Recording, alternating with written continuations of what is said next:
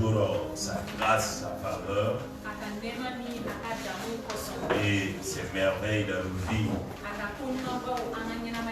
Amen. Et nous voulons ce matin nous approcher de la parole de Dieu et recevoir les révélations de sa parole. Comme nous l'a recommandé le Seigneur en ce mois de janvier, nous allons lire le proverbe 17. Nous allons commencer par là. Le Seigneur, en ce mois de janvier, afin de pouvoir recevoir ses grâces, ses faveurs et être dans son plan,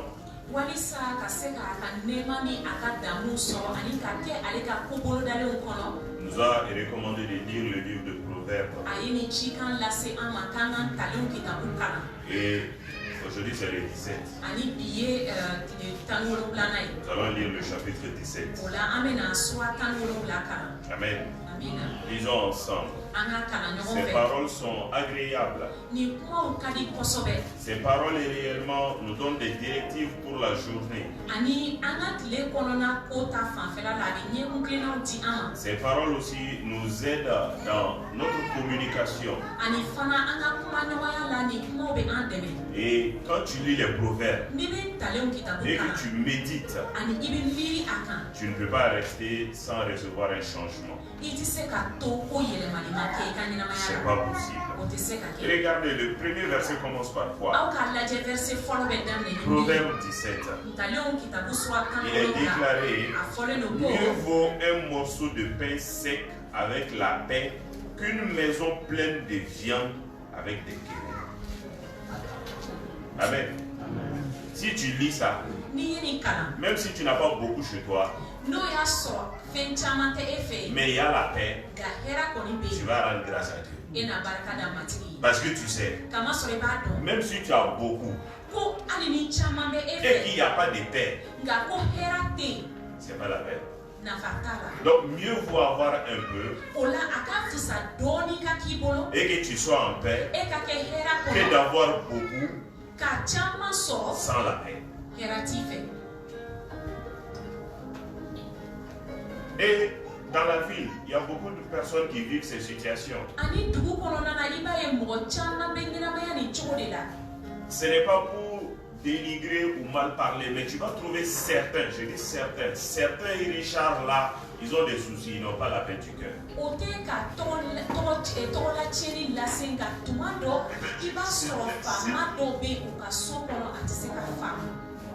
Il n'y a pas la paix.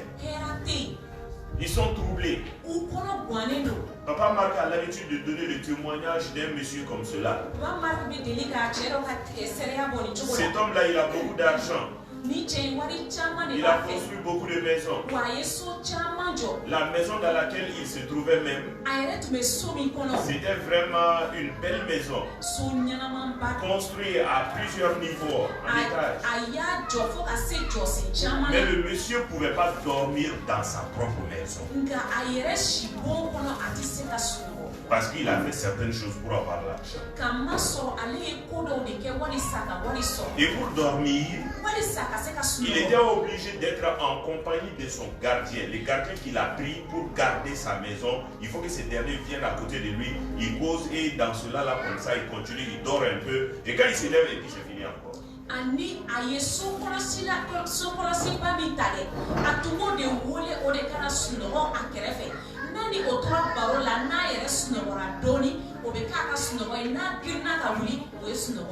Quel bénéfice d'être ce type de Richard?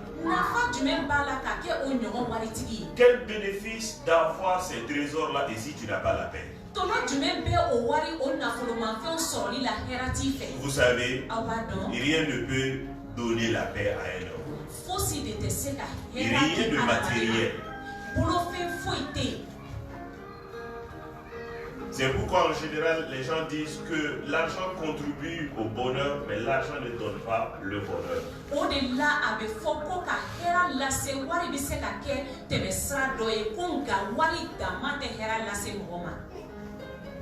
Même si tu as l'argent, il y a certaines maladies, les médecins vont te dire, nous ne pouvons rien.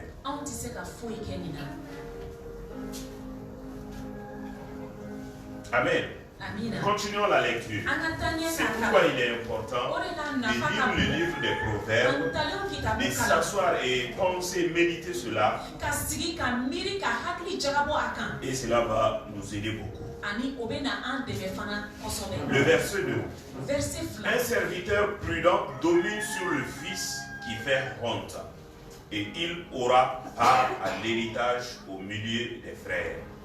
Le creuseur est pour l'argent, et le fourneau pour l'or. Mais celui qui éprouve les cœurs, c'est l'Éternel. Le méchant est attentif à la lèvre inique. Le menteur prête l'oreille à la langue pernicieuse. Celui qui se moque du pauvre outrage celui qui l'a fait. Celui qui se réjouit d'un malheur ne restera pas impuni. Ah. Celui qui se réjouit d'un malheur ne restera pas impuni.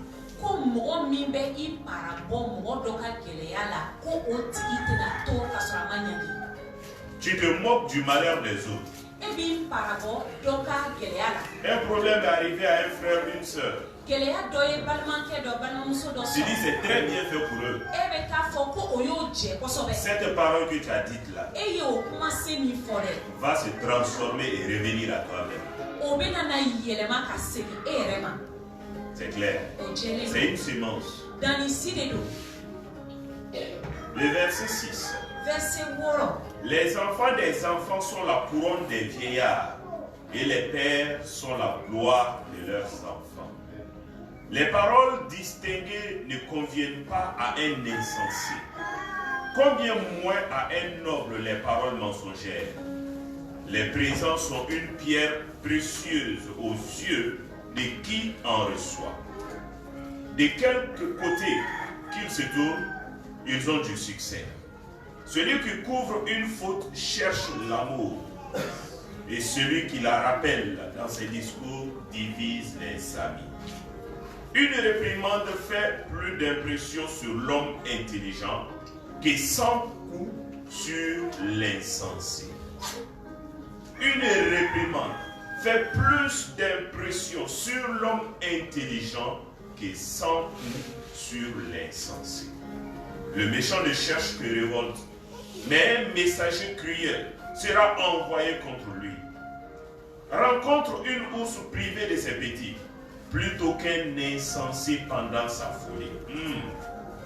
Rencontre une ours privée de ses petits, plutôt qu'un insensé pendant sa folie. De celui qui rend le mal pour le bien, le mal ne quittera point la maison. De celui qui rend le mal pour le bien, le mal ne quittera point la maison. Commencer une querelle, c'est ouvrir une digue avant que la dispute s'anime et retire-toi. Celui qui absout le coupable et celui qui condamne le juste sont tous deux en abomination à l'Éternel. Celui qui absout le coupable et celui qui condamne le juste sont tous deux en abomination à l'Éternel. À quoi sert l'argent dans la main de l'insensé? À acheter la sagesse? Mais il n'a point de sens. À quoi sert l'argent dans la main de l'insensé? À acheter la sagesse? Mais il n'a point de sens. Le verset 17. L'ami aime en tout temps. Ah, un ami, l'ami aime en tout temps. Et dans le malheur, il se présente, il se montre un frère. L'ami aime en tout temps. Et dans le malheur, il se montre un frère. L'homme dépourvu de sens prend des engagements. Il cautionne son prochain. Celui qui aime les querelles aime le péché. Celui qui aime les querelles aime le péché. Celui qui élève sa porte cherche la ruine. Un cœur faux ne trouve pas le bonheur. Un cœur faux ne trouve pas le bonheur. Et celui dont la langue est perverse tombe dans le malheur. Celui qui donne naissance à un insensé aura du chagrin. Le père d'un fou ne peut pas se réjouir. Ça c'est clair. Le père d'un fou, même ses frères ne peuvent pas se réjouir. Un cœur joyeux est un bon remède. Un cœur joyeux est un bon remède. Contre toute maladie, contre tout problème, contre toute situation, un cœur joyeux est un très bon remède. Mais un esprit abattu dessèche les eaux. Un esprit abattu, une personne découragée, même ses os vont commencer à sécher. Le méchant accepte en secret des présents pour pervertir les voies de la justice. La sagesse est en face de l'homme intelligent, mais les yeux de l'insensé sont à l'extrémité de la terre. Un fils insensé fait le chagrin de son père et l'amertume de celle qu'il a enfantée. Il n'est pas bon de condamner le juste à une amende, ni de frapper les nobles à cause de leur droiture. Celui qui retient ses paroles connaît la science. Celui qui retient ses paroles connaît la science, c'est-à-dire la sagesse. Et celui qui a l'esprit calme est un homme intelligent. Celui qui a l'esprit calme, c'est un homme intelligent. L'insensé, même quand il s'était, passe pour sage. L'insensé, même quand il s'était, passe pour sage. Celui qui ferme ses lèvres est un homme intelligent. Que Dieu bénisse sa parole. On ne peut pas commenter tout ça. Mais il est important de lire, de méditer, et cela va réellement nous aider beaucoup. Dans nos choix, dans nos décisions, dans nos paroles. Ça va beaucoup nous aider. Que Dieu bénisse sa parole. Comme le dimanche passé, nous allons continuer avec le thème de l'année, qui est l'année de notre croissance dans la sagesse et dans la faveur divine.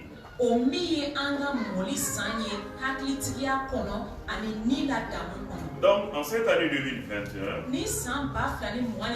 le plan du Seigneur pour nous, sa volonté pour chacun d'entre nous, est une vie de croissance. Que nous puissions croître. Premièrement, le dimanche passé, il nous a parlé que c'est notre année. Nous devons reconnaître cela. Quand quelque chose nous appartient, notre manière de traiter cette chose est différente de la chose qui ne nous appartient pas. Si une chose nous appartient, nous allons chérir la chose. Nous allons prendre soin de la chose. Même l'utilisation de cette chose sera faite avec modération. Mais si une chose ne nous appartient pas, réellement, il y aura une petite différence. Les petits soins feront défaut. Nous n'allons pas pouvoir faire comme si ça nous appartenait. Le Seigneur nous a interpellés. Il dit que c'est notre année. C'est notre temps. C'est notre saison. Nous devons réaliser cela. Parce que si tu réalises cela, tu comprends que l'année là, c'est une année que le Seigneur t'a donnée. C'est une période que le Seigneur t'a donnée. Ainsi tu te poseras la question, pourquoi Dieu m'a donné cette année là? Quel est son plan pour moi cette année? Quand quelqu'un te donne quelque chose, mais c'est pour un objectif, c'est pour un but bien fixe. Ou bien, on ne va pas te donner une chose la même comme ça. Une chose inutile qui n'a pas de valeur. Si on t'étend cela, tu ne vas pas prendre. Tu ne vas pas prendre. Mais si c'est une chose qui a de la valeur, c'est une chose importante, tu vas te ruer, tu vas te presser pour prendre. Si un enfant vient avec une feuille comme ça, et t'étend la feuille, tu vas négliger même d'abord. Mais si une personne semblable de ton âge vient à toi, avec une enveloppe, et la personne commence à sourire, et toi-même tu vois que l'enveloppe là est un peu bombée, tu vas commencer par te réjouir. Avant qu'on te parle, comme pour certaines personnes, au moment où on va lui dire tiens ça, vraiment c'est moi, toi tu t'es donné toute cette peine là, non ça ne valait pas la peine, regardez et en même temps la main sort. Parce que tu sais qu'il y a de la valeur. Dieu dit que l'année là nous appartient. C'est notre année. Est-ce que nous pensons, nous donnons de la valeur à l'année? Est-ce que nous prenons vraiment ce temps-là, nous voyons ce temps-là comme Dieu voit cela? Pourquoi Dieu nous l'a donné? Le dimanche passé, nous avons dit ceci. Si tu reconnais le temps, tu vas te préparer. Si tu reconnais ton temps, le temps que le Seigneur te donne, tu vas te préparer. Mais si tu ne connais pas le temps, et que tu t'en fous du temps, et tu te dis, bon, Dieu a donné 2021, gloire à Dieu, et puis tu continues. Voilà. Parce que si tu reconnais le temps, tu vas chercher à savoir pourquoi Dieu m'a dit que c'est mon année là. C'est parce qu'il a un projet. Il a un plan. Il veut exécuter et réaliser quelque chose au travers de ma vie et pour moi aussi.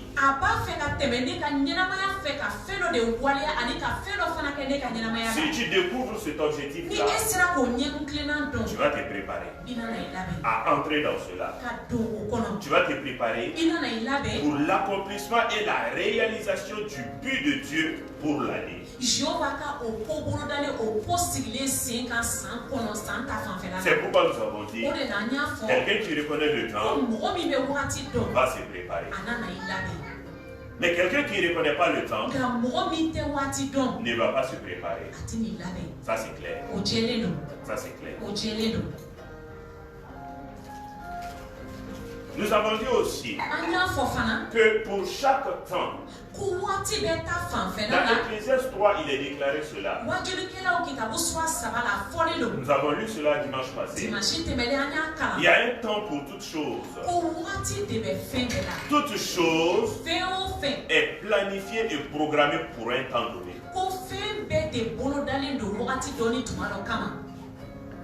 Dieu ne parachute pas les choses comme ça. Dieu est un Dieu d'ordre, il est ordonné.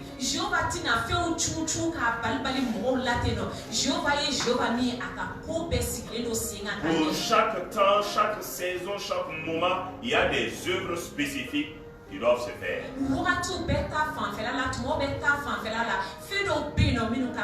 Même naturellement, pendant la saison pluvieuse, nous sémons.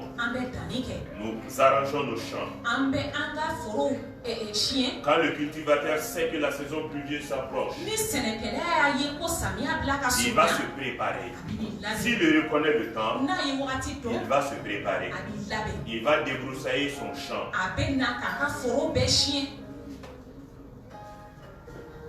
Ça c'est clair. C'est important. Et il sait que ce temps-là, c'est le temps de cultiver. Quand le temps de la sémence arrive, il sème. Quand le temps de la récolte arrive aussi, il reconnaît ce temps, il les récolte. Il se prépare même pour la récolte. Il va construire des greniers s'il n'y en a pas. Si tu reconnais un temps, tu vas te préparer. Et pour chaque temps, il y a une œuvre spécifique. Le temps de la moisson n'est pas le temps de la récolte. Le temps de la moisson n'est pas le temps de la récolte. N'est pas le temps de la sémence, excusez.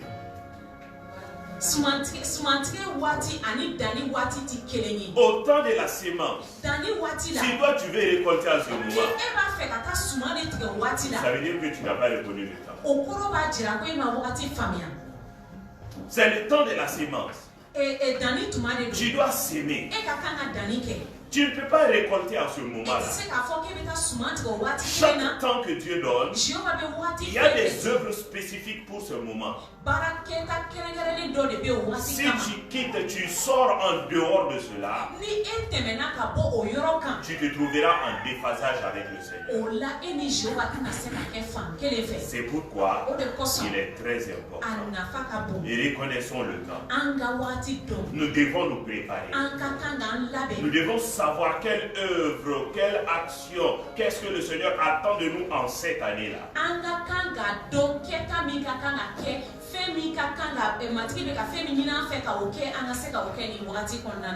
C'est important. Nous avons dit aussi, le troisième élément, quelqu'un qui reconnaît le temps. Tu n'accepteras pas d'entrer dans le prochain temps, dans la nouvelle saison, sans accomplir le travail, l'œuvre que tu aurais dû faire dans la première saison.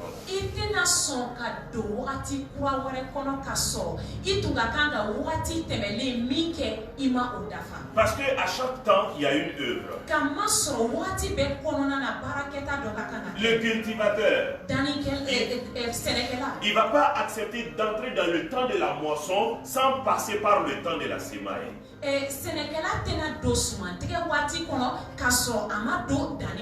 S'il refuse le temps de la sémence, il dit non, lui il attend le temps de la moisson.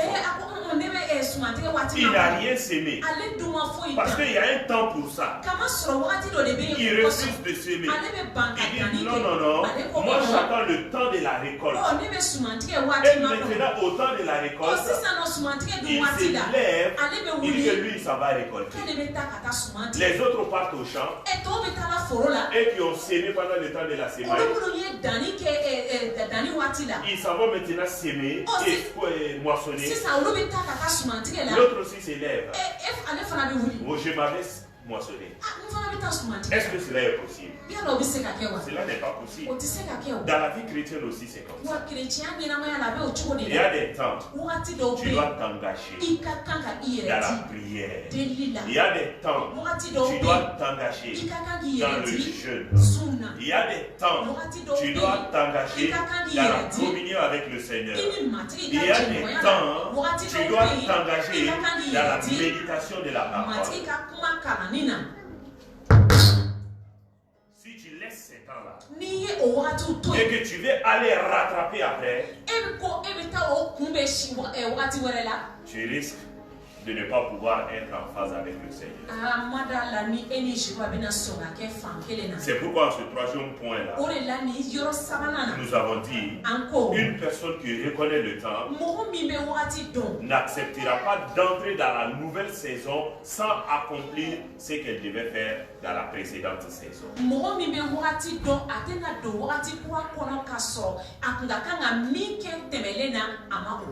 Et une chose est sûre, très souvent, une saison passée ne peut pas être rattrapée.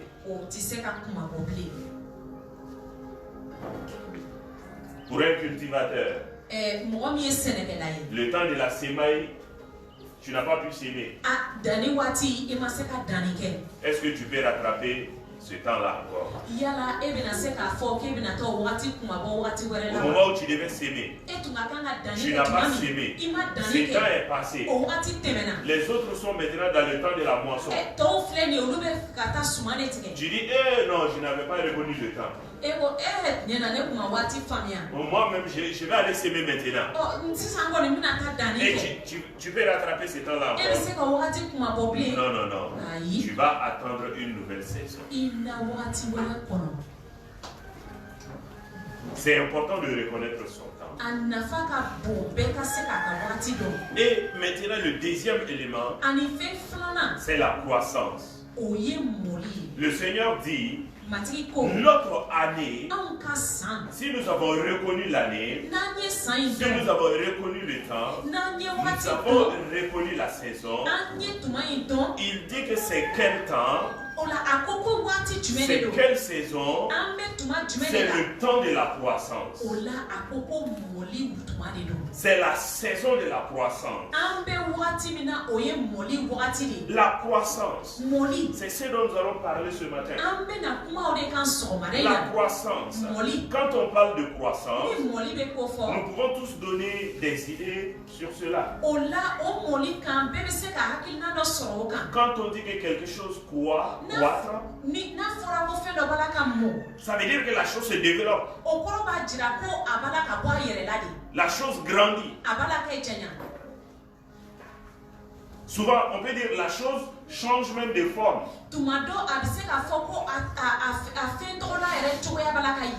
La chose s'épanouit. C'est ça la croissance. Et souvent la chose peut prendre de taille. C'est comme un enfant, un bébé. À sa naissance, tu vois l'enfant est là, mais petit. Mais au fur et à mesure, l'enfant grandit. L'enfant croît. Sa croissance va se manifester. C'est pourquoi, même le thème de l'année, notre année de croissance dans la sagesse et dans la faveur divine, est tiré de ce passage de Luc 2. Regardons ce passage-là pour comprendre un peu la croissance. Si nous reconnaissons notre année, qu'est-ce que le Seigneur veut? Il dit que c'est l'année de la croissance. Et la croissance se manifeste comment? Luc chapitre 2, le verset 40. Luc 2, le verset 40. Je vais lire à partir du 39 pour qu'on comprenne. Il s'agit de Jésus. Luc chapitre 2, le verset 40. Lorsqu'ils eurent accompli tout ce qu'ordonnait la loi du Seigneur, Joseph et Marie retournèrent en Galilée, en Nazareth, leur ville. Verset 40 maintenant. Or, l'enfant croissait et se fortifiait.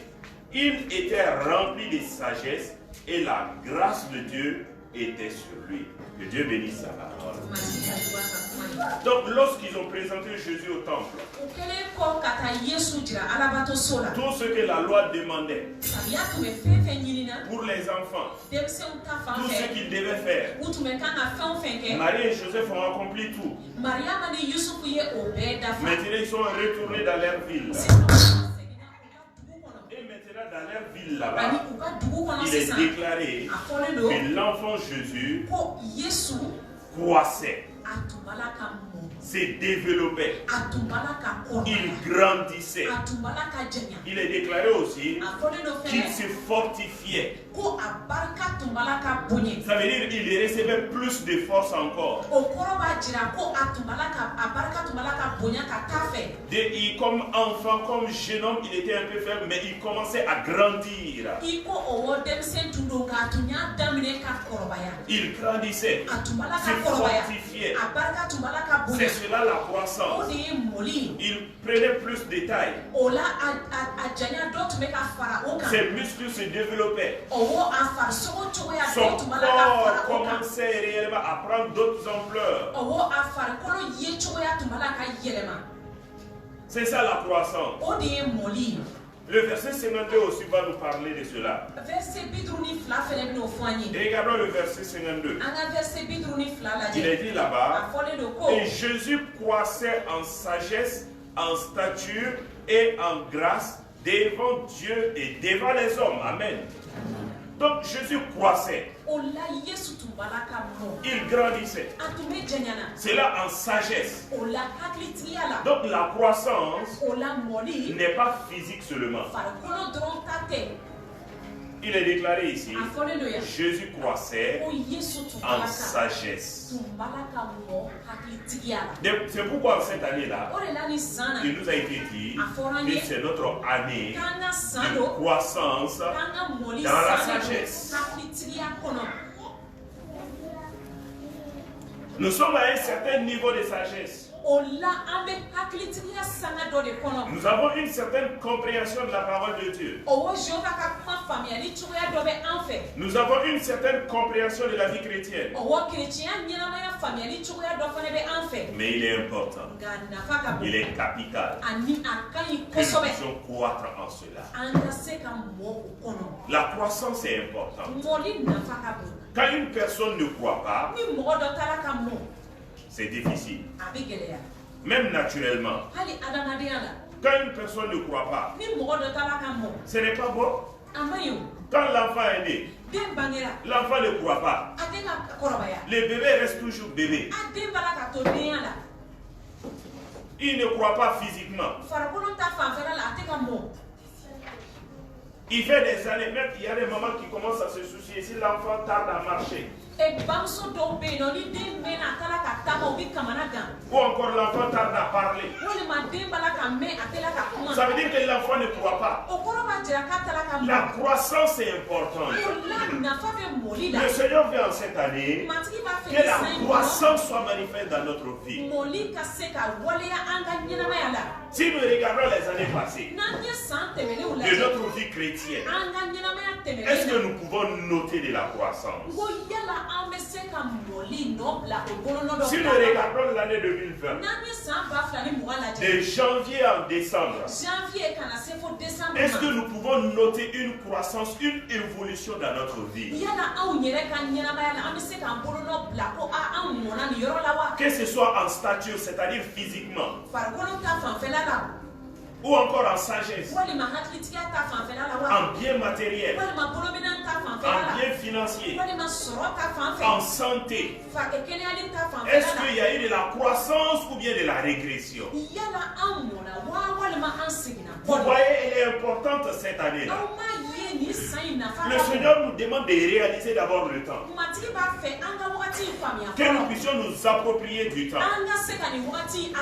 Mais il nous fait comprendre maintenant c'est quel type de temps, c'est quel type de moment, c'est quel type de saison.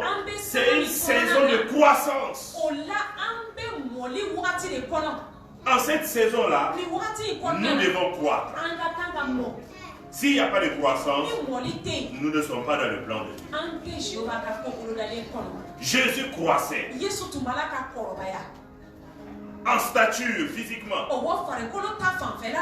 en sagesse, en intelligence. Il se fortifiait, il avait plus de force. Il commençait à entrer dans de nouvelles dimensions. La croissance est importante. Une vie qui ne croit pas va régresser. S'il n'y a pas de croissance dans une vie, cela amène réellement des soucis. Regardez l'exemple de Sundiata. On a étudié ça à l'école. Il a fait des années et des années sans marcher. Ils lui ont donné toutes sortes de médicaments.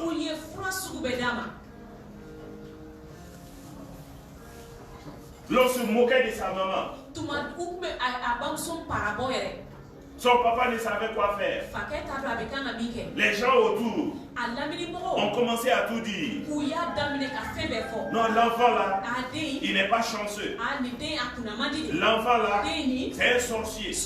L'enfant là, il est comme ça. Quand il n'y a pas de croissance, ça amène des problèmes.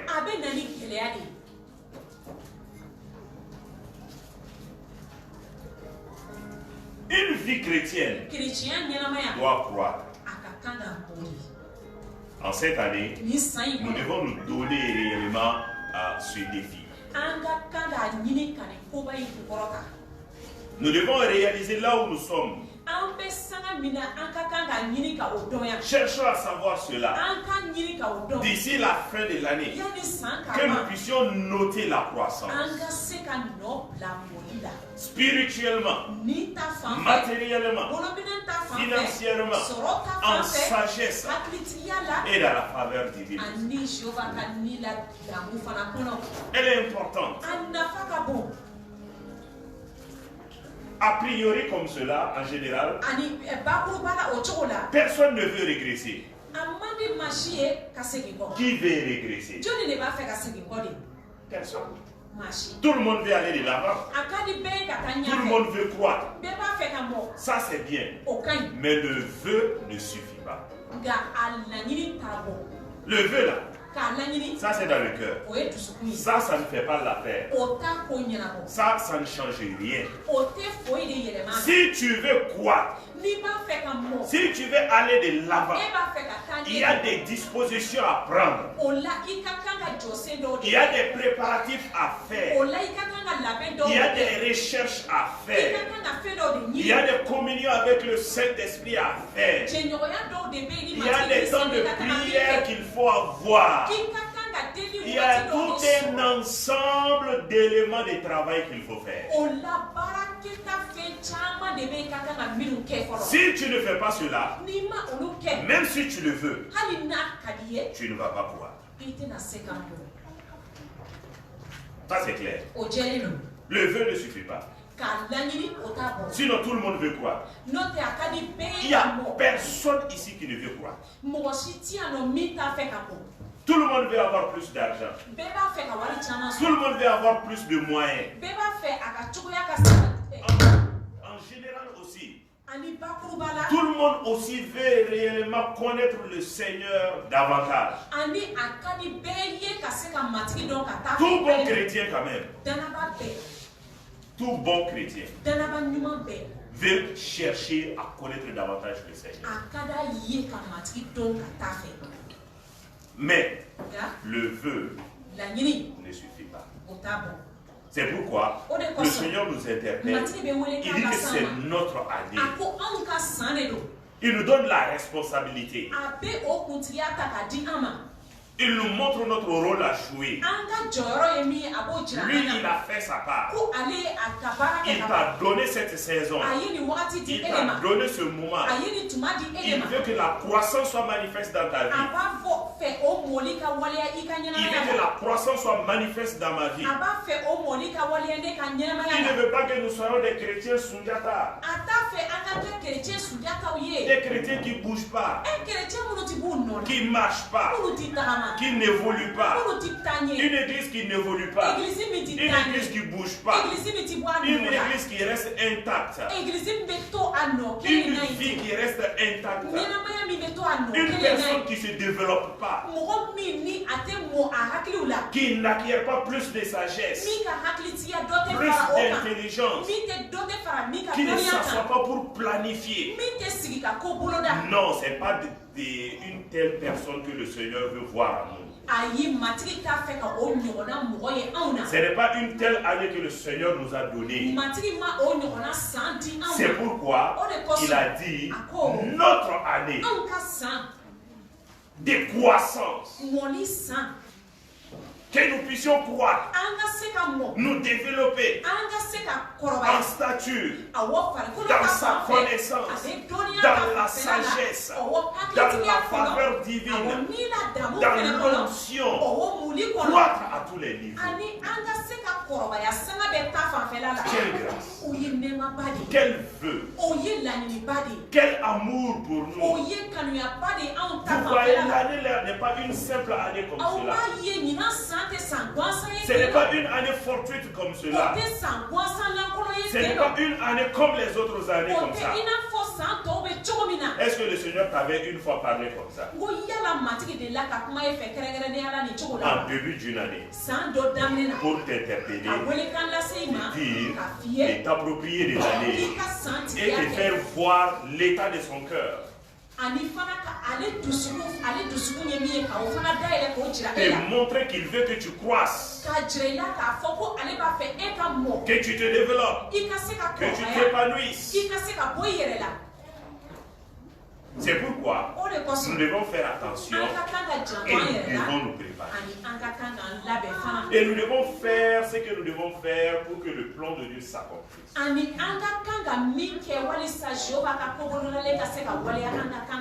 Et regardons 1 Pierre. 1 Pierre, la croissance. La croissance. Elle est importante dans la vie d'une personne, dans la vie d'une église, même dans la vie d'une nation. S'il n'y a pas de croissance, ça veut dire qu'il y a une régression. Et personne ne veut régresser. 1 Pierre, chapitre 2, le premier verset. Qu'est-ce que Pierre va dire? 1 Pierre, chapitre 2, le premier verset. Il est déclaré là-bas. Et rejetant donc toute malice et toute ruse, la dissimulation, l'envie et toute médisance, désirez comme des enfants nouveau-nés les laits spirituels et purs, afin que par lui, vous croissiez pour le salut. Amen. Verset 3. Si vous avez goûté que le Seigneur est bon, approchez-vous de lui, pierre vivante et rejetée par les hommes, mais choisie et précieuse devant Dieu. Que Dieu bénisse sa parole. Donc, vous voyez, Pierre parle ici aux autres chrétiens disciples. C'est à qui il a envoyé cette lettre. Il leur dit, vous devez faire des préparations. Vous devez réellement réunir certaines conditions. Et rejeter toute malice. Les malices, les ruses là. La dissimulation. Le sang, voilà, l'envie. Et toute médisance. Pierre leur demande de se débarrasser de ces choses-là. C'est pourquoi nous les disions. Quelqu'un qui reconnaît le temps va se préparer. S'il n'y a pas de préparation, ça veut dire que tu n'as pas reconnu le temps. Et si tu ne te prépares pas, le plan de Dieu, le projet de Dieu, le feu de Dieu ne pourra pas se manifester. Non, ce n'est pas possible. Même si le Seigneur veut, si toi tu ne le veux pas, toi tu ne réunis pas les conditions, le Seigneur ne te forcera pas. Non. Mais si toi tu le veux, tu es prêt à le faire, tu es prêt à payer le prix, comme lui le Seigneur il le veut aussi, vous deux vous serez en accord. Et si vous êtes en accord, la chose va se passer. Personne ne peut refuser cela. Personne ne peut empêcher cela. C'est pourquoi soyons d'accord avec le Seigneur. En ce qui concerne cette année-là, il ne faut pas dire que c'est une année de régression pour toi. Je sais que tu ne vas pas le dire ouvertement, verbalement. Mais souvent, par tes actions, par tes pensées et ton comportement, tu peux dire à Dieu que cette année-là, c'est une année de régression pour toi. Si toutefois, tu ne te prépares pas, si toutefois, tu ne réunis pas les conditions, si toutefois, cette parole du Seigneur qui déclare que c'est notre année de croissance, si tu ne crois pas en cette parole-là, si tu ne prends pas cette parole-là, si tu ne penses pas chaque fois à cette parole, si tu ne médites pas sur cette parole-là, parce que si tu crois, bon, ok, l'autre croit maintenant. Si tu crois à la parole de Dieu, ça va se voir dans tes actions. Si tu crois que cette année-là, c'est une année de croissance pour toi, même ton langage va changer. Si toutefois les années passées, tu te disais, ah, est-ce que l'année-là, je ne sais pas ce qui va se passer. Je ne sais pas où. On va voir quand même ça. Mais si tu crois à la parole de Dieu, à cette année-là, tu ne vas plus parler comme ça. Quand tu vas parler, tu diras non, cette année-là, je rends grâce à Dieu. Parce que je sais, c'est mon année de croissance. Cette année-là, moi je vais croire. Financièrement, je vais croire. Matériellement, moi je vais croire. Ça dit, tu es sûr. Tu crois à la parole de Dieu. Tu as accepté la parole de Dieu. Tu as pris la parole de Dieu. Tu as gardé la parole de Dieu. Tu penses à cette parole. Cette parole t'a rempli. Jusqu'à ce que, quand tu parles maintenant, là, tu as l'assurance. Tu as l'assurance. Tu le sais. À tout point de vue. Non, cette année-là, même si on te demande, même si on te parle, même s'il y a quelque chose, tu vas toujours dire, non, cette année-là, non, cette année quand même. Même si tu causes avec les gens, les amis, tu diras, non, cette année-là, non, cette année c'est mon année de croissance. Je sais qu'il y aura ceci, il y aura cela. Tu seras certain. Ça veut dire que tu as cru à la parole. Ça veut dire que tu t'attends à la croissance. Ça veut dire que toi, déjà dans tes pensées, tu ne penses que croissance. Tu es en accord avec le Seigneur. Tu es en accord avec la parole du Seigneur. Et obligatoirement, l'année ne peut être autre chose qu'une année de croissance. C'est important. Ça commence maintenant. L'année commence. Nous sommes dans les matinées de l'année.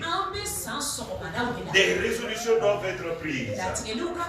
Des décisions doivent être prises.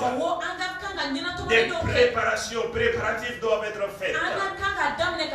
Nous devons nous lever. Nous devons prendre possession de l'année.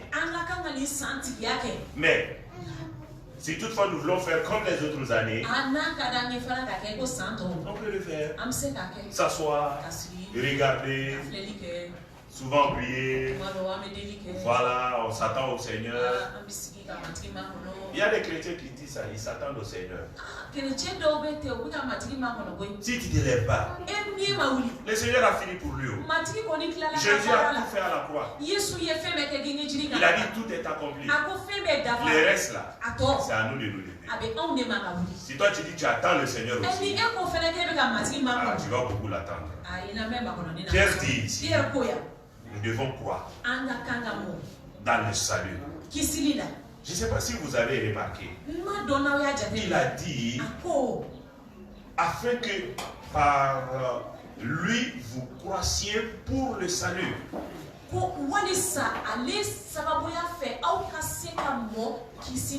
Le salut seulement là, c'est pas ça. Hein? Si tu es sauvé là, tu dois croître dans ce salut là.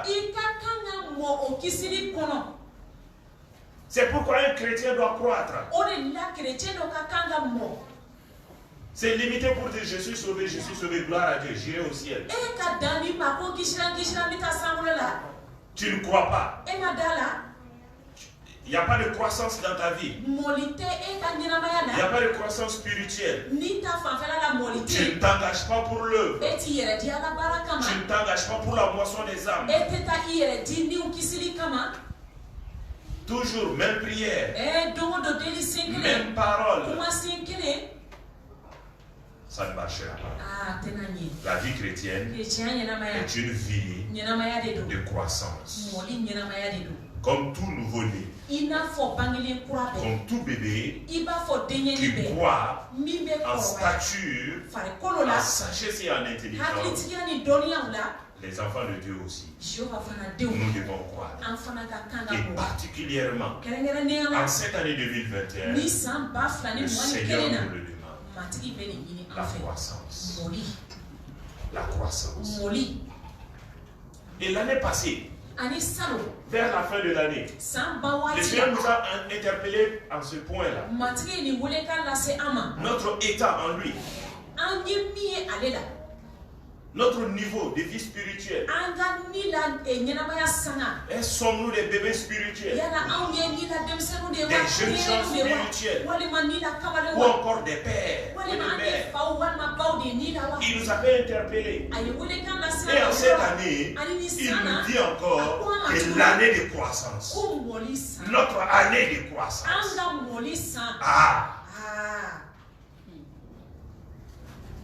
Nous devons nous réveiller. Ça veut dire, en cette année-là, un changement doit être noté. Dans chacune de nos vies, toute personne en ce lieu. Le Seigneur attend de la croissance, un développement, un épanouissement. Il ne veut pas que nous soyons comme des chrétiens Sundiata, restés sur place là.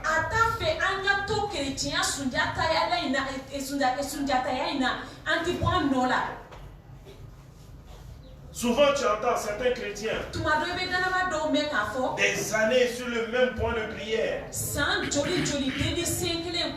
dans les mêmes choses, jusqu'à ce que ça devienne maintenant une routine. C'est comme la prière pour manger. Il y a beaucoup de chrétiens, leur prière pour manger là, ce sont des récitations. Ce n'est pas une prière. Parce que c'est toujours la même prière. Le repas change. Même prière. Le repas est bon. Même prière. Le repas n'est pas assez bon. Même prière. Il y a beaucoup de sel. Même prière. Il y a moins de sel. Même prière. Je vais dire quoi? La prière doit changer. Même les repas changent. Même les repas changent.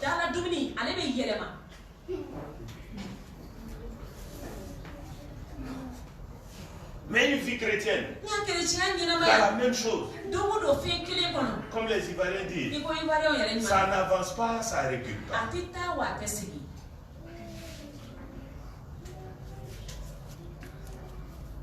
Nous devons voir, si ça n'avance pas, ça ne recule pas. Et que le Seigneur vienne nous trouver dans ça. Ou la mort vienne te trouver dans ça. Ah, même ton salut là. Hein. Est-ce que ça va avancer?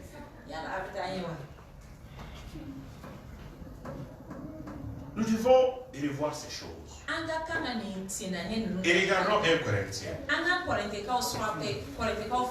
1 Corinthiens. La croissance. La croissance.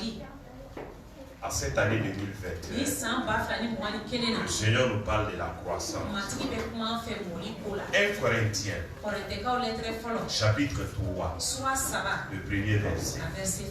1 Corinthiens, chapitre 3, le premier verset.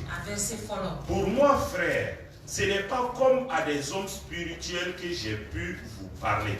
Vous voyez comment Paul parle à l'église de Corinthe? S'il a dit l'église de Corinthe, il s'agit des hommes qui étaient dans l'église là. Ces gens qui étaient dans l'église là. Cette parole leur était adressée. Paul dit, lui, il ne leur parle pas comme à des hommes spirituels, mais comme des hommes charnels. Pourquoi il fait cela? Continuons la lecture. Pour moi, frère, ce n'est pas comme à des hommes spirituels que j'ai pu vous parler, mais comme à des hommes charnels, comme à des enfants en Christ. Je vous ai donné du lait, non de la nourriture solide, car vous ne pouviez pas la supporter. Et vous ne le pouvez pas même à présent, parce que vous êtes encore charnel. En effet, puisqu'il y a parmi vous de la jalousie et des disputes, n'êtes-vous pas charnel et ne marchez-vous pas selon l'homme? Quand l'un dit, moi je suis de Paul, et un autre, moi d'Apollos, n'êtes-vous pas des hommes? Qu'est-ce que donc Apollos? Qu'est-ce que donc qu'Apollos? Et qu'est-ce que Paul? Des serviteurs par le moyen desquels vous avez cru, selon que le Seigneur l'a donné à chacun. J'ai planté, Apollos a arrosé, mais Dieu a fait croître. En sorte que ce n'est pas celui qui plante qui est quelque chose, ni celui qui arrose, mais Dieu qui fait croître. Celui qui plante et celui qui arrose sont égaux, et chacun recevra sa propre récompense selon son propre travail. Car nous sommes ouvriers avec Dieu, vous êtes le champ de Dieu, l'édifice de Dieu. Que Dieu bénisse sa parole. Amen. Donc ici Paul déclare clairement, parce que dans l'église de Corinthe, là, comme Paul était passé, Paul avait enseigné. Apollos aussi est venu, Apollos aussi avait enseigné. Donc dans l'église maintenant, il y a eu deux groupes. Certains ont commencé à dire, non, c'est l'enseignement de Paul qui est bien. Donc comme Paul enseigne, tu comprends quoi, tu es à l'aise comme ça. D'autres disent non, c'est faux, c'est Apollos. Apollos t'enseigne. Non, tu seras rempli du Saint-Esprit. Donc l'église est divisée maintenant. Et ils ont oublié le Seigneur et ils se combattent maintenant. Ils sont devenus jaloux. Ils se disputent dans l'église. C'est pourquoi Paul leur dit qu'ils sont charnels. Ils ne sont pas des hommes spirituels. Qu'ils ne sont même pas des bébés spirituels. C'est-à-dire qu'ils sont en dessous d'être bébés spirituels. Une église, des chrétiens qui ont fait des années de vie chrétienne, Mais voici comment Paul leur parle. Paul était parti prêcher l'évangile. Il avait enseigné. Il était parti maintenant à d'autres endroits. Et maintenant il reçoit des nouvelles d'eux. Des années après, il écrit une lettre pour leur dire, après des années de vie chrétienne, il n'y a pas eu de croissance dans leur vie. Ils ne se sont pas développés spirituellement. Peut-être physiquement, tu vas trouver qu'il y a eu de la croissance. Parce que tu vas trouver que les hommes là, le ventre en gros, aussi. Certaines femmes aussi, après une ou deux maternités, elles sont devenues, voilà. Les jeunes gens aussi ont reçu plus de force, vigueur. Donc ils pensent que non, ça c'est la croissance. C'est la croissance. Mais devant le Seigneur, quand le Seigneur les regarde, il voit qu'il n'y a pas de croissance.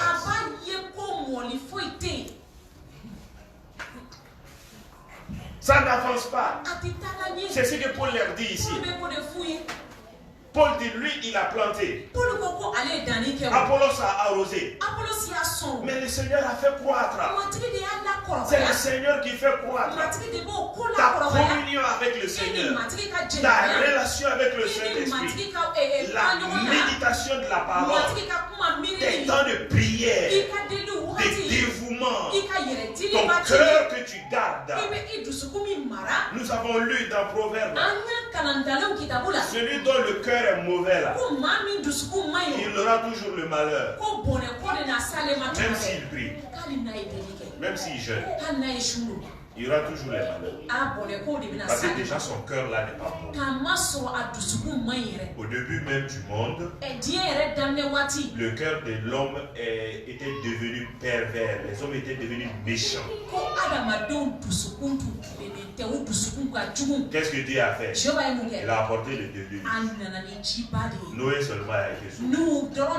Pourquoi? Parce que le cœur était méchant.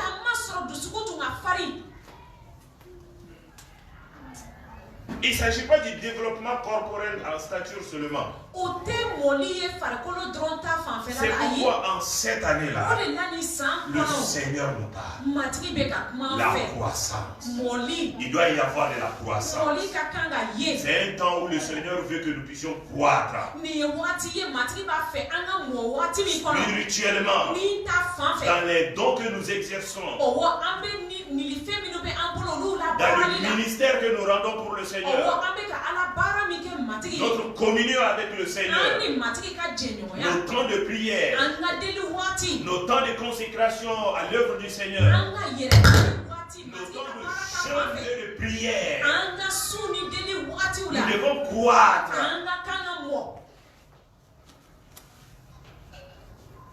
Le vœu ne suffit pas, n'oublie pas ça. Désirer ça dans ton cœur, ça ne suffit pas. Et ça ne change rien. Ici, là, tout le monde veut avoir beaucoup d'argent. Non, avoir beaucoup d'argent. Tout le monde veut ça. Le vœu là, c'est dans le cœur de tout le monde. Mais c'est tout le monde a beaucoup d'argent.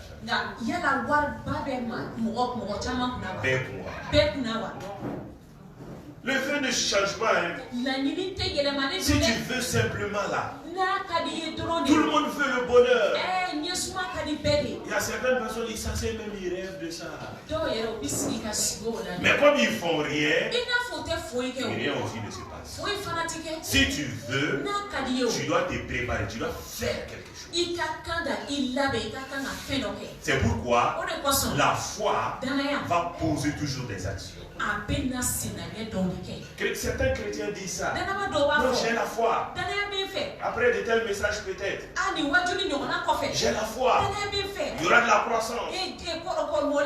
Dans ma vie de cette année, en 2021, c'est ma vie de croissance. Mais il dit non, j'ai la foi, ça va se passer. Mais tu ne fais rien. Ta foi là, c'est la présomption. C'est pas la foi, c'est la présomption. C'est pas bon de se leurrer. Si tu as la foi va toujours poser des actions. Abraham, le père de la foi,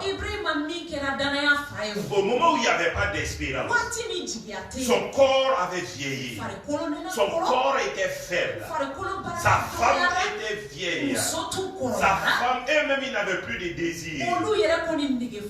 Mais avec tout cela là, Abraham a dit, moi je crois à la parole de Dieu. Si tu as déclaré, il va me donner Isaac, j'aurai Isaac. Le matin quand il se lève, il dit Père, je te rends grâce pour Isaac que tu m'as donné. Je te bénis. Ah Père, aujourd'hui là, je vais faire le berceau d'Isaac. Il va s'atteler à faire ça. Un mois après, il se lève le matin, il dit Père encore, je te glorifie. Je sais, Isaac est déjà proche. Isaac est déjà proche.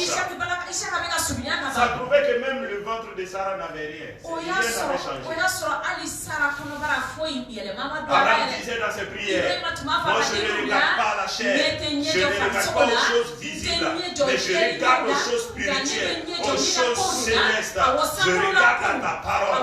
Quand tu l'as déclaré, ta parole s'accomplit toujours. Je te dis merci. En plus du berceau, aujourd'hui, je vais acheter des habits bizarres. C'est ça la foi. Mais toi tu dis que tu as la foi. Tu ne fais rien. Il faut voir ta foi. Tu dis que tu crois. C'est ton année. Tu prends possession de l'année. Tu ne te prépares pas. Tu dis que tu crois à la croissance. Et cette année-là, il y aura la croissance dans ta vie. Tu ne te débarrasses pas des choses dont tu dois te débarrasser. Les choses que tu dois privilégier, tu ne les privilégies pas. Ton assiduité aux enseignements. Tu négliges ça. Tu dis non, c'est l'année de croissance. Financièrement, je vais croire. Parce que c'est ce qui est beaucoup de personnes. Quand il y a l'année de croissance, ils vont écouter le message. Quand on parle de l'argent, c'est ce qui va se faire. Tu veux croître là-bas. Tu n'es pas fidèle dans les dîmes et les offrandes. Tu ne fais pas de sémences. Tu vas régresser. Si tu crois qu'il y aura de la croissance, tu vas faire quelque chose. En cette année-là, il faut que cela soit manifeste. Nous devons nous décider. Nous devons nous décider. Paul dit ici, comme il y a la jalousie entre vous là, il y a des querelles entre vous là, vous vous disputez là, vous là vous avez besoin de croître. Vous n'êtes même pas des jeunes gens spirituels, vous êtes des bébés spirituels. Il doit y avoir du changement. Mais et pourtant ils ont fait des années dans l'église. C'est pourquoi nous devons nous arrêter. Nous devons réfléchir beaucoup. Nous devons examiner nos vies. On dit croissance. Je suis à quel niveau? Je vais examiner ma vie. Je vais examiner mon cœur. Je vais me sonder moi-même. Et regarder les profondeurs de mon cœur. Parce que souvent, il y a des désirs cachés dans les cœurs qui ne se dévoilent pas que lorsque la chose est présente. Souvent, pour te connaître toi-même, il faut être dans certaines conditions pour le savoir. Il faut passer par certaines voies pour le savoir. Sans ce moment, tu vas te connaître toi-même. Les désirs enfouis dans ton cœur, les désirs secrets dans ton cœur vont commencer à jaillir comme cela. C'est important. Examinons-nous nous-mêmes. Examinons-nous nous-mêmes. Allons dans Hébreux 5. Hébreux chapitre 5. La croissance est indispensable dans la vie des chrétiens. Une vie chrétienne sans croissance n'est pas une vie chrétienne.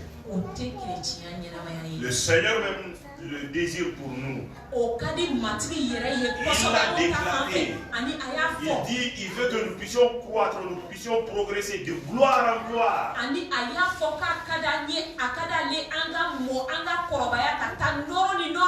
Qu'on quitte une gloire inférieure pour des gloires supérieures.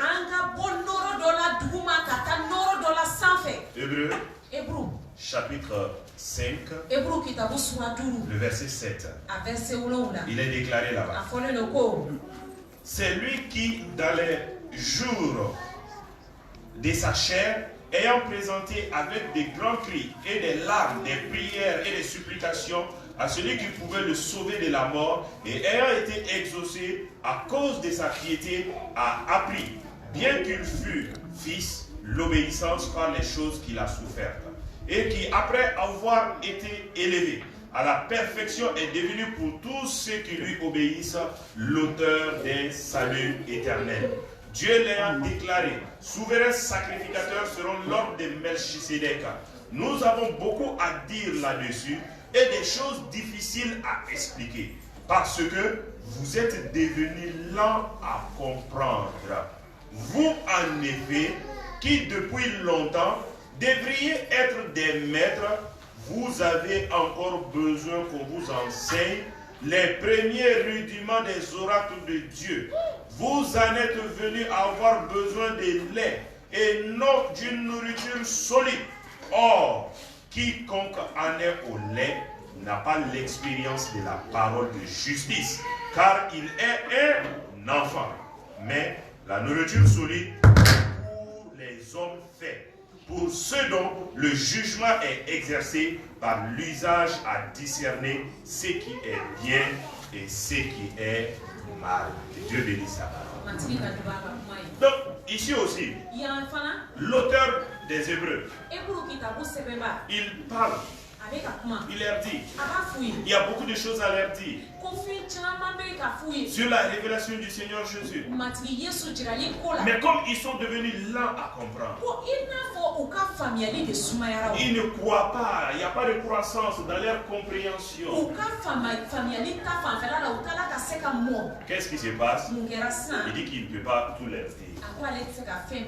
Vous voyez, si tu ne crois pas, il n'y a pas de s'il n'y a pas de croissance dans ta vie, tu te prives de certaines bénédictions. Le manque de croissance prive le chrétien de certaines bénédictions. Il y a certaines révélations qu'il ne peut pas avoir. Il y a certaines grâces du Seigneur qui ne peuvent pas venir sur sa vie. Le Seigneur a de plus grandes bénédictions pour nous, de plus grandes faveurs pour nous, de plus grandes merveilles pour nous. C'est pourquoi il veut que nous croissions, afin que lui il puisse les déverser dans nos vies. Voici l'objectif du Seigneur. Même dans la vie humaine, à un enfant de 2 ou 3 ans, tu ne vas pas lui donner des sommes et l'envoyer comme ça. Si tu prends un enfant de 3 ans, 4 ans, tu lui donnes 10 000 francs, va à la boutique, va m'acheter de l'eau glacée. Tu vas trouver de l'eau glacée. Parce que ton cœur là va réellement recevoir des coups. Parce que lui en route, il va faire comme ça, il va jouer. Il va penser que c'est de jouer. Et quelqu'un aussi va, un jeune là-bas, il va continuer. Et ton cœur là, si c'est l'eau glacée tu veux, Tu vas avoir de l'eau chaude maintenant. On ne donne pas des bénédictions, bien des grâces, des faveurs à toute personne comme ça. Certaines révélations, connaissance du Seigneur, certaines bénédictions pour nos vies. Il nous faut croître. Chacun du niveau où nous nous trouvons pour un autre niveau. En cette année 2021, le Seigneur nous interpelle. Il dit que c'est notre année. À nous de nous lever. Et dans cette année-là, qu'est-ce qu'il veut pour nous? Qu'est-ce qu'il veut pour nos familles? Qu'est-ce qu'il veut pour la santé de notre corps? La croissance. La croissance. Notre vie chrétienne. Nous devons croître. Vous savez, spirituellement parlant, il y a certains dangers dans la stagnation. Si tu ne crois pas. Jésus a donné quelques paraboles dans la Bible. Il y a un vigneron. Il a planté un figuier. Et 2 ans ou 3 ans après, il vient trouver que le figuier ne porte pas de fruits. Il a dit réellement au monsieur qui s'occupe du jardin là de couper et de l'enlever. Ça se trouve dans Luc 13. Luc 13 à partir du verset 6. Pourquoi? Parce que l'arbre là ne donnait pas de fruits. Sur le plan spirituel, la croissance, c'est aussi porter du fruit.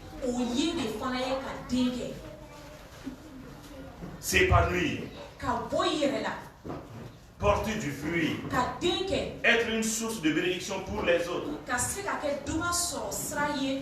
Si cela n'y est pas, cela peut apporter des conséquences à nos vies. C'est pourquoi dans Jean 15 aussi, Jésus va dire là-bas, lui, il est là. Et nous sommes les branches. Si nous ne portons pas du fruit, qu'est-ce qu'il va faire? Il va couper. En cette année, le Seigneur désire la croissance. Cela voudrait dire, s'il n'y a pas eu de croissance en cette année, sur le plan spirituel, dans tous les domaines de nos vies, les années à venir, nous risquons de payer le prix là-bas. Parce qu'une saison passée est difficilement récupérable. Si le temps de la sémence passe, tu seras obligé d'attendre une nouvelle saison. Que le Seigneur nous aide dans sa grâce, dans sa faveur, afin que nous puissions croître à cette année-là. Notre année. Mais quel type d'année? Année de croissance. Nous devons croître.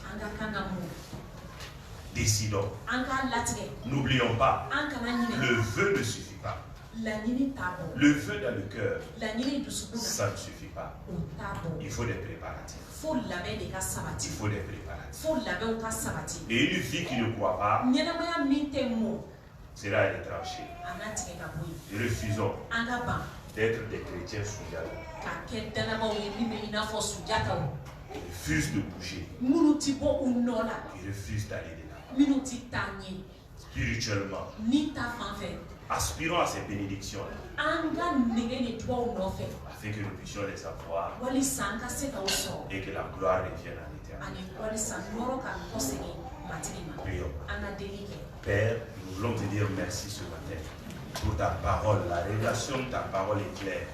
Tu nous montres, Seigneur, ton cœur pour l'année. Ce que tu désires, ce que tu veux accomplir, nous élevons la voix vers toi. Seigneur, en cette matinée, pour te dire merci. Et Seigneur, par ton Esprit Saint, oui, aide-nous, Seigneur, à nous préparer, aide-nous à nous lever, aide-nous à mettre en place, Seigneur, des systèmes. Éternel Dieu de gloire, par ton Esprit Saint, conduis-nous à entrer dans les pas de la croissance, afin que notre vie de cette année, Seigneur, nous puissions la gagner éternelle. Nous puissions gagner cette année éternelle et que nous puissions continuer dans les années à venir selon ton cœur à la gloire de ton nom. Sois béni, sois honoré. Dans le puissant, dans le merveilleux nom de Jésus, nous avons prié. Amen. Amen.